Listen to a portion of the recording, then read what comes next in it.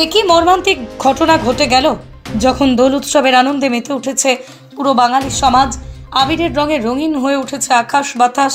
ঠিক সেই সময় টোটো ও স্করপিওর ধাক্কায় মৃত্যু হলো 2 শিশু এবং 3 মহিলা সহ মোট 5 জনের।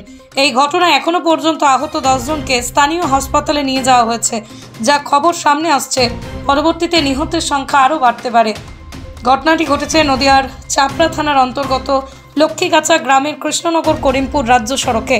স্থানীয় মানুষজন এবং পুলিশ সূত্রে জানা গিয়েছে, প্রাইভেট গাড়িটি কৃষ্ণনগরের দিক থেকে দ্রুত গতিতে আসার সময় অপর দিক থেকে আসা পরপর 3টি টোটোতে ধাক্কা মারে। এই ঘটনায় গুরুতর আহত হয় প্রায় 13 জন। তাদেরকে উদ্ধার করে চাপড়া গ্রামীণ হাসপাতালে নিয়ে গেলে 3 জনকে মৃত বলে ঘোষণা করে চিকিৎসক এবং পরে আরও 2 জনের মৃত্যু হয়। এলাকাবাসীর অভিযোগ, ওই প্রাইভেট গাড়ির চালক মদ্যপ অবস্থায় থাকার কারণে এই দুর্ঘটনা ঘটেছে। এমনকি গাড়ি থেকে মিলেছে মদের বোতল। দুর্ঘটনার সঙ্গে সঙ্গে পলাতক গাড়ি চালক, ঘাতক গাড়িটির চালকের হদিশ পেতে তল্লাশি শুরু করেছে চাপড়া থানার পুলিশ। আজ রঙের দিনে সব রং মুছে গেল নিহত ওই 5 পরিবারের। মর্মান্তিক একটা দুর্ঘটনা।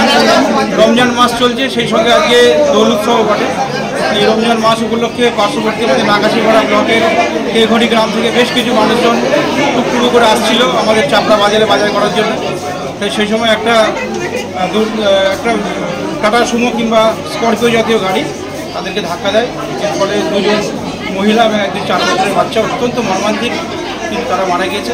এই দুঃখ জানানোর কোনো ভাষা নেই। Bureau report, Arong news, Nadia.